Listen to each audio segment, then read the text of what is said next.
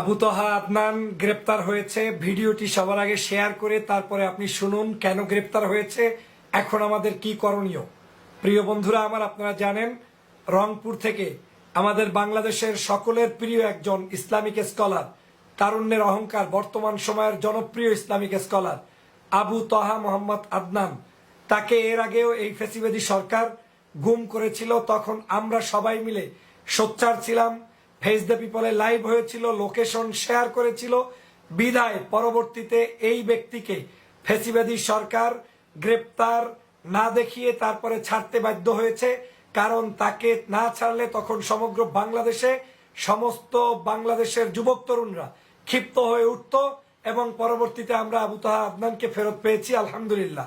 কিন্তু আজ আবার আবু তহা মোহাম্মদ আদনানকে অ্যারেস্ট করা হয়েছে। আবু তহা মোহাম্মদ আদনান আমাদের এই ছাত্র আন্দোলনের অধিকারের জন্য লড়াই করেছে। তিনিও একজন ব্যক্তি ছিলেন, তিনিও একজন আমাদের বাংলাদেশের এই সময়ের জুলুম অত্যাচারের বিরুদ্ধে একজন লড়াকু সৈনিক। আজকের এই আবু তহা মোহাম্মদ আদনান একজন ইসলামিক স্কলার, একজন আলেমী দ্বীন। আজকে তার পাশে বাংলাদেশের সমস্ত আলেম সমাজকে থাকতে হবে, সমস্ত ভাইদেরকে থাকতে হবে। আপনি জানেন যে আবু তহা আদনানকে যদি অ্যারেস্ট করে ওরা মুক্তি পেয়ে যায়, ওরা যদি আনন্দিত হয়ে যায়, তাহলে বাংলাদেশের সমস্ত আলেমদেরকে ওরা গ্রেপ্তার করতে দ্বিধা বোধ করবে না। অতএব আপনি কোন মাসলাকের, কোন তরিকার, কোন আদর্শের, কার মুরিদ, কোন আন্দোলন করেন, কোন দল করেন, কিচ্ছু দেখার সময় নাই। আবু তহা আদনানের জন্য দল মত নির্বিশেষে ইমাম, কারি, হাফেজ, মুয়াজ্জিন, সকল মাদ্রাসার ছাত্র, শিক্ষক, দেশবাসী সবাই মিলে ঐক্যবদ্ধভাবে তার পক্ষে নামুন। তাকে জেল থেকে মুক্ত করে আনুন, তাকে রাজপথে রাখুন। আলেমরা ঐক্যবদ্ধভাবে ফ্যাসিবাদের পতনের জন্য এই ছাত্র সমাজের সাথে ঐক্যবদ্ধভাবে আন্দোলনে ঝাঁপিয়ে পড়ুন। একজন আলেম যদি আমরা হারাই, তাহলে বাংলাদেশের ভবিষ্যৎ আলেমরাও ঝুঁকির মধ্যে থাকবে। অতএব হে আলেম, হে কারি, হে ইমাম, হি মুয়াজ্জিন, এখন বসে থাকার সময় নাই।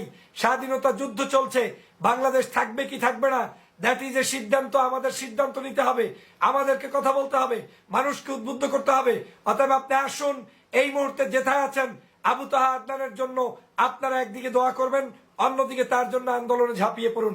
আমি মনে করি এই ফ্যাসিবাদী চক্রটি সর্বশেষ তার শেষ কামড় দিচ্ছে। সেই শেষ কামড়ের অংশ হিসেবে আলেমদেরকেও নিধন করবে, হত্যা করবে।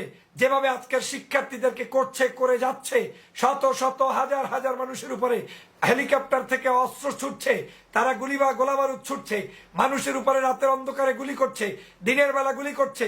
একটা পৈশাচিক রাষ্ট্র ব্যবস্থা চলছে। এই জায়গায় আপনি ঘুরে দাঁড়াতে হবে। শুধু আদনান নয়, সকল নির্যাতিত মানুষের পক্ষে আপনাকে দাঁড়াতে হবে। যদি না দাঁড়াতে পারেন, তাহলে এই বাংলাদেশ স্বাধীন হবে না।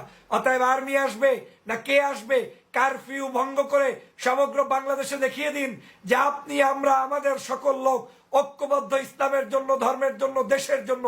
অতএব কে কোন পন্থী, তাকে যেভাবেই হোক, ট্যাগ লাগিয়ে হোক, অন্য কোনো কারণে হোক, অ্যারেস্ট দেখানো হয়, সেটা এদেশের জনতা মানবে না, তৌহিদি জনতা মানে না।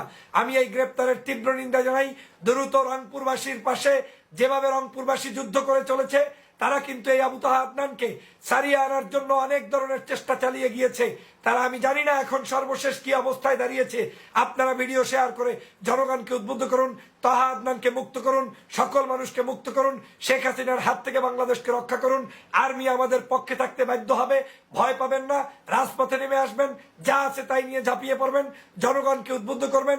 ইমাম সাহেবরা মসজিদে মসজিদে অ্যানাউন্সমেন্ট দিয়ে দিবেন, আজকে এখন এই মুহূর্তে যার দায়িত্বে যতটুকু আছে সে ততটুকু নিয়ে ঝাঁপিয়ে পড়ুন।